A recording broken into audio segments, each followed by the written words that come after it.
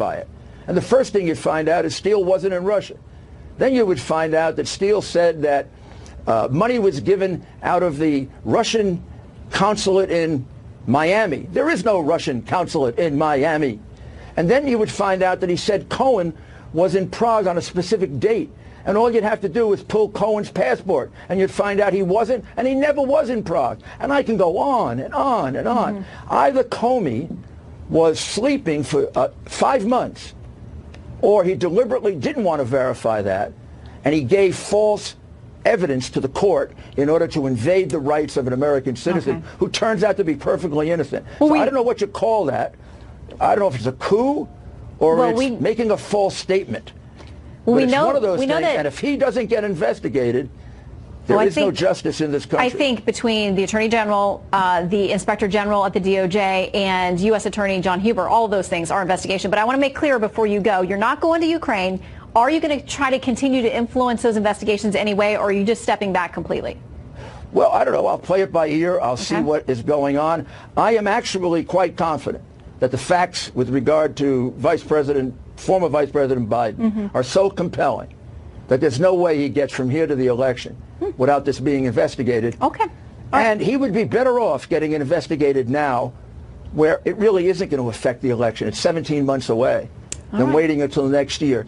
Your son doesn't pull millions of dollars out of a crooked country that you're overseeing. You get the prosecutor dismisses. His case gets dismissed. And then the same or a similar thing happened in China with even more money being taken down by the Bidens. That doesn't happen without an investigation unless we live in a country that's so dominated by Democrats that we have two different sets of rules. Well, there's a lot of investigations happening everywhere. Tell me if this wouldn't be major news if it were the Trumps. If this was Donald Trump and Donald Trump Jr. with the same allegations, do you think they would be putting the focus on me or on them? All right. Mr. Mayor, we're out of time. But listen, don't bother to answer. I want you to tell me. Just have your viewers answer. We will. What do you we'll think? Let them you think there's a double standard in this country? All right, Mr. Mayor, please keep us in touch with what's going on. But for now, we'll let the world know you're not headed to Ukraine. I'm not going. All right. So they can call me before a committee. We're out of time. And maybe I'll take executive privilege or something. Oh, boy. I don't know. We'll see. Oh boy, you're making another headline tonight, well, let's see what Mr. can Mayor. happen. But thank you for dropping in. They are really pathetic, and they're scared, and they're on defense. All right, we got to go. Thank you for dropping in. Great to see you. All right, Special Counsel Robert Mueller will not testify in front of the House Judiciary Committee next week. The committee's chairman confirmed today. Congressman Jerry Nadler said that the negotiations over Mueller's appearance do continue and that a subpoena will happen if necessary. This is a Fox News alert. The president's upping the ante in his trade war with China, increasing tariffs on $200 billion worth of Chinese imports. The new levies come in the middle of the latest round of trade talks that were here in Washington, but no new deal, no further talks currently scheduled. Here's Fox Business Network correspondent Edward Lawrence with more. Edward. Well, Shannon, China is now on the clock. Chinese trade sources are telling us that the Treasury Secretary, Stephen Mnuchin, told the Vice Premier that China now has about 3 to 4 weeks before everything else China imports into the United States is under a 25% tariff. That's about $325 billion worth of items, according to the president. Now, this is in addition to the tariff increase from 25% on $200 billion worth of imports. Now, tonight, everything from strawberries to plywood to inflatable rafts could be more if that tariff cost is passed on to the consumer. Well, Vice Premier Liu He told us that the talks today went fairly well and that talks would continue in the future, although there is no schedule on when that could come. The administration remains hopeful that a deal may come. The tariffs went into effect and the Chinese still showed up for the talks, bringing their top negotiator. We believe a deal is possible, but what President Trump has made clear is we think we're in a very strong position either way.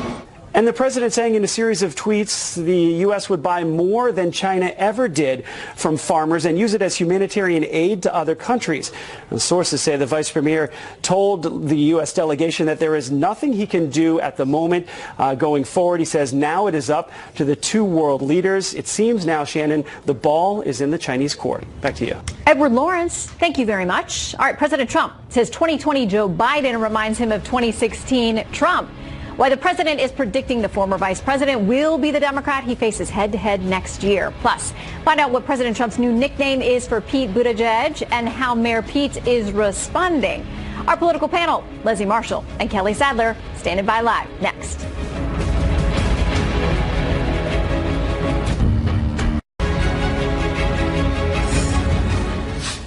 Joe Biden's poll numbers continuing to climb tonight as the former vice president seems to be running roughshod over a crowded Democratic primary field.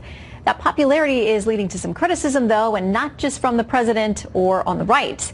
Correspondent Leland Vittert is tracking the 2020 race for us tonight. Good evening. Nice to be with you as we track and break down the 2020 race. One way to look at the Democratic horse race is by who President Trump deems worthy of a nickname. And tonight, we have a new member of that club. Pete Buttigieg, the mayor of South Bend, Indiana, is now Alfred E. Newman. According to the president, who told Politico Alfred E. Newman cannot be president of the United States. Here is the South Bend mayor responding. I had to Google that. I guess it's a generational thing. And for those of us who would also need to Google such a reference, we saved you the time. Alfred E. Newman, according to Wikipedia, is the fictitious mascot and cover boy of the American humor magazine Mad. The president also rolled out a variation on the nickname for former Vice President Joe Biden, tweeting, "Looks to me like it's going to be Sleepy Creepy Joe over Crazy Bernie. Everyone else is fading fast." The polling data shows Biden with a sizable lead in the nationwide numbers against Sanders in number 2, still well ahead in the first 2 contests of New Hampshire and Iowa, but a slightly smaller lead. The president opined to Politico that, quote, I look at it like my race, referring to the Democratic primary. Another way to look at how seriously the president's operation is taking Biden's frontrunner status. The campaign's war room, President Trump's war room, has put out this video of Biden advocating for a border fence, something not so popular with Democratic primary voters. Why I believe the fence is needed is not related to immigration as much as to drugs. But let me tell you something, folks.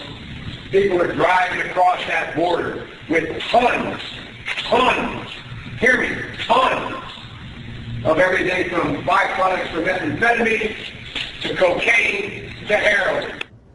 Well, the latest Gallup polling looks at who Americans would be willing to vote for. Only 47% would be willing to vote for someone labeled a socialist. Bernie Sanders labels himself a democratic socialist, but that label wasn't polled. Most interesting, perhaps, is this.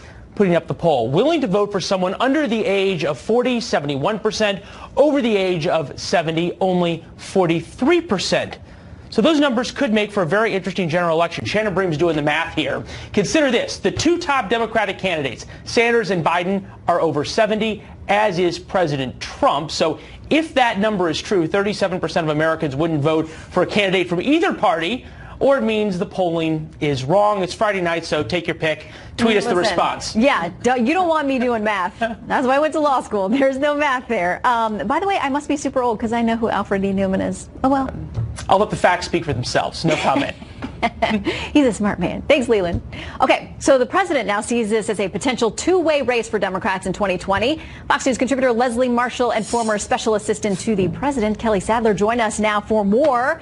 All right, great to have you both with us tonight. Before we get to that, I want to ask you both for reaction now. You know, Rudy Giuliani is a personal attorney for the president. He took a lot of heat today. The president said, I don't know much about what he's going to do. I'm going to talk about it with him. Tonight, he says he's not going to Ukraine for either of these investigations about Hillary Clinton or about Joe Biden and his son. Quick reaction from you both. I'll start with you, Leslie. I think it's a wise move not to go. I mean, I think all that we've heard about with Russia, obviously, in the investigation, and concern for many Americans, rightly so, is not just interference in our election, but seeking help from foreign governments for elections. And it's wrong left or right. So I think it's the right move. Besides the fact, Rudy Giuliani is the personal attorney to the President of the United States, not his campaign manager. All right, Kelly. You know, I think it's a smart move for him not to go. However, I do think that there is a story that needs to be uncovered on how the dossier came to be and what the Clinton campaign had to do with it and what, you know, Biden's son was doing in, you know, the Ukraine, collecting money from the Ukrainian government or consulting or whatever. There's a bear there that I think that, you know, needs to be investigated by more mainstream media news outlets. They're not going to be able to ignore this story for the next 17 months. Okay, so we've heard a lot of chatter, Washington rumors and whispering that the Trump campaign does not like the idea of the president matching up against Joe Biden. But he's very much treating him like, hey, it's on. This is the nominee, and let's get to it. He even said last night at his rally, it was last night or the night before, where he said, listen, let's just pick someone and get it on. The last average of Real Clear Politics in looking at some of these nationwide polls, head-to-head has the former Vice President Biden up 7.3 points against the president. So, Kelly, what's the strategy here? Well, I mean, we're not really worried about any candidates or any polling at this time so early in the election. Listen, there's 20 plus, Democrats in the race for the presidency. Joe Biden has the most name ID. And so I think that's probably the reason why you're seeing him poll so high. On his policies, he's spent 40 years in Washington, D.C. He is a swamp monster. We don't know what his positions are. You just saw the campaign put out an ad about him and how he felt about the border wall when he was back in the Senate. And now, just this week, he said that all illegal immigrants should have, free health care paid for by the American taxpayer. I mean, what a flip-flop on that issue. We just are seeing him getting pulled further and further to the left, to these radical socialist sort of ideas. And, good luck trying to attract Rust Belt voters with those sort of radical reparations, Medicare for all, everything. Let me bring Leslie in here because it's interesting. This is the most diverse field. We keep saying that the Democrats have ever fielded, that any party has ever fielded with the primary contenders that we have right now. But a Monmouth poll out just this week says 2/3 of primary voters point to finding a nominee who can beat President Donald Trump as more important to them than agreement on the issues. I mean, right now, they're flocking to the former vice president. We know Bernie, Senator Bernie Sanders is in second place. It's two older white men. Leslie, what does that say about the effort to field a more diverse ticket this time around? Well, I think just to what you said, Shannon, the Democrats do, myself included, want to have Donald Trump become a one-term president. And the only way to do that, many people feel, is to have a candidate that can beat him. And I've said before on this program and others on Fox that I do believe Joe Biden is that guy. He is, in a sense, the opposite of Donald Trump in many ways, being from inside the Beltway and a career politician. But at the same time, he's very much like Trump. He appeals to that blue-collar worker. And Kelly, I will go to Vegas to bet against you, girl, that Biden will take those states of Wisconsin, Pennsylvania, and Michigan if the election is held tomorrow, and even when it is held in 2020, if he's a Democratic nominee. But he also has this shoot from the hip, no malarkey kind of talk that he always says that Trump does as well. Yeah, they do have that in common. We got to leave it there, but we will set up a legal wager between the two of you and have you come back. I'd gladly take you up on that bet. All right, it's a deal. Thank you both. Thank you. All right, tensions with Iran rising. Also tonight, we know more about North Korea's newest missile launches. That's next. Powerful new sight tonight of U.S. military might in the Middle East. Impressive video of the USS Abraham Lincoln transiting the Suez Canal. The Pentagon says more ships, bombers, and now a Patriot missile battery are set to bolster our assets in the region. Anita Vogel has the latest on the story for us tonight. Hello, Anita. Well, good evening, Shannon. There are big tensions and important developments in the Middle East, and also new information about North Korea. First to Iran, amazing rare time-lapse video of the USS Abraham Lincoln entering the Suez Canal into the Red Sea yesterday. And now today, word the U.S. is deploying an additional Patriot missile battery to the Middle East after intelligence indicated Iran might be preparing for some kind of an attack on U.S. interests, like commercial ships or even oil tankers. President Trump has apparently publicly appealed to Iran to call him during these heightened tensions, with reports saying the White House asked the Swiss to share phone numbers the Iranians could use to call the president. Here's former CIA Director General David Petraeus talking to our Brian Kilmeade on the overall threat from Iran. We have serious issues with Iran. And the idea that if we would just be kinder and gentler to Iran, that they would respond with an open hand, I just don't see that as a prospect. To North Korea now. It turns out the latest short-range missiles Pyongyang has been firing, according to experts, resemble Russian Iskanders, which are capable of carrying nuclear warheads and possibly even evading missile defense. This as diplomatic frictions between North Korea and the U.S. continue to escalate. The short-range missiles that were fired on Thursday soared to a height of about 30 miles before landing in the sea. Just 5 days earlier, the country fired several other multiple projectiles. Still, the new acting Secretary of Defense says the U.S. will stay the course. We're going to stick to our diplomacy, and as you all know, we haven't changed our operations or our posture. We'll continue to generate the readiness we need in case diplomacy fails. And just tonight, President Trump commenting to Politico on the North Korea situation. On the missile launches, he says, quote, they're short range, and I don't consider that a breach of trust at all. But he added that at some point, he just might.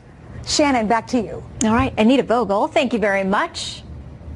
Well, the Russian president has fallen. Not any political sense. Calm down. Following an exhibition hockey game in Sochi, Vladimir Putin was in the middle of a lap of honor, waving to the fans. When he happened upon a red carpet laid out on the ice, you can see he tumbles down face first, but Putin is a gamer. Immediately, you can see he pops up, continues celebrating his 8-goal game.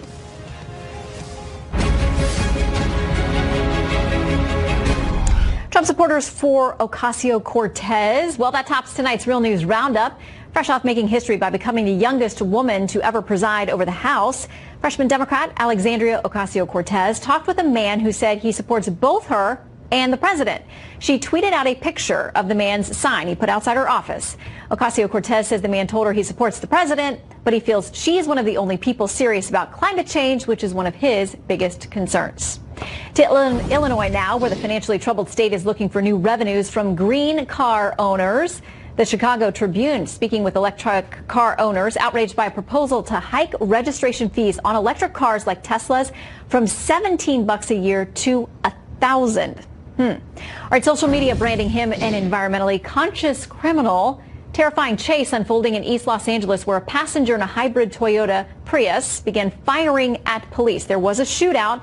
The driver surrendered. The condition of the passenger in the car not clear at this time. And the Oregon Supreme Court ruling police must obtain a warrant to rummage through citizens' trash bins. The ruling goes against more than 50 years of state case law, says Oregonians retain a privacy interest in the trash they leave on the curb. All right, no trade deal tonight between the U.S. and China, and Beijing is vowing to retaliate against heavy new U.S. tariffs. So what's next for the two most powerful economies in the world? One of the president's top advisors on China, Michael Pillsbury, is live next.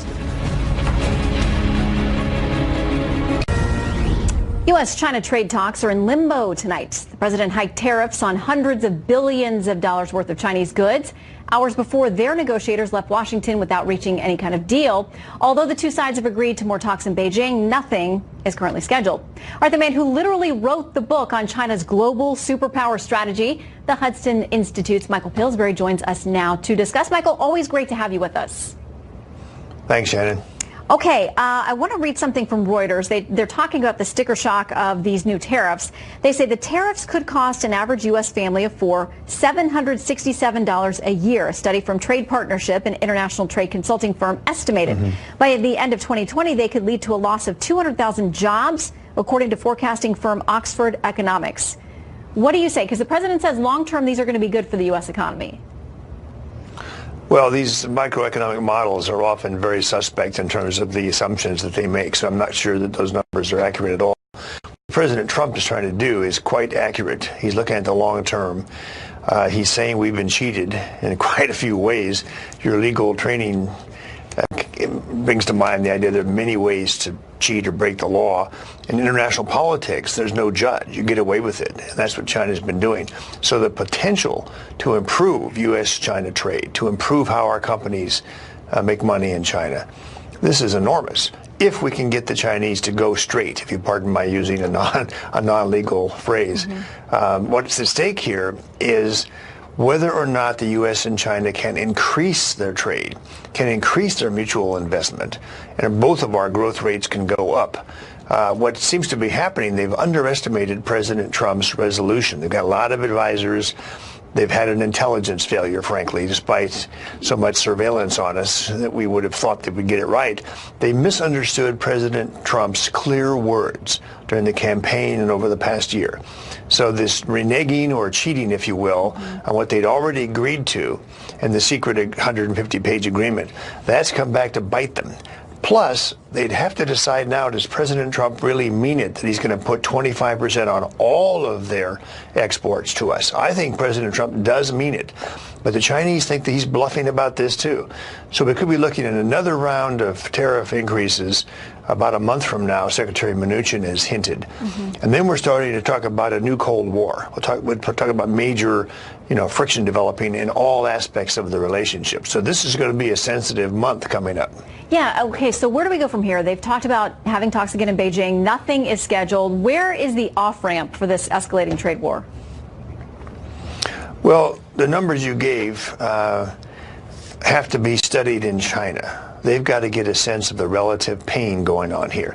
If they're overestimating how much this is going to hurt America, then they're going to be cool and not change their stance. And we're looking toward a Cold War and a lot more tariffs, a real trade war. If their calculations, and the economists I know in Beijing are quite capable of making correct calculations, if they believe that their own growth rate, Shannon, which is about 6.2 to 6.5%, if they believe what our economists are estimating, that they're going to cut about 1% or more of their growth rate if the president puts on the full tariffs on all their exports to us, that's a disaster. They have 10 million new jobs they've got to find every year. They're going to have unemployment. They're going to have a loss of confidence in their people. There could be riots and trouble for the Communist Party. This worries some people in Beijing, but the hardliners don't see it that way. They just want to face down President Trump, and that's what I'm very worried about the coming month. There'll be no talks, for the coming month. Yeah. Nothing scheduled. We're at an impasse right now. That's the word I would use, impasse. Well, we will check back with you because you're always very prescient about these things. So, Michael Pillsbury, thank you for stopping in. Good to see you. Thanks, Shannon. 谢谢. I'm working on it. All right, night court convenes next. A group fond of suing the military over religious issues has filed a brand new lawsuit over a Bible display in a New Hampshire VA hospital. Do they have a case? Our legal eagles will present their arguments for you, the jury, to decide.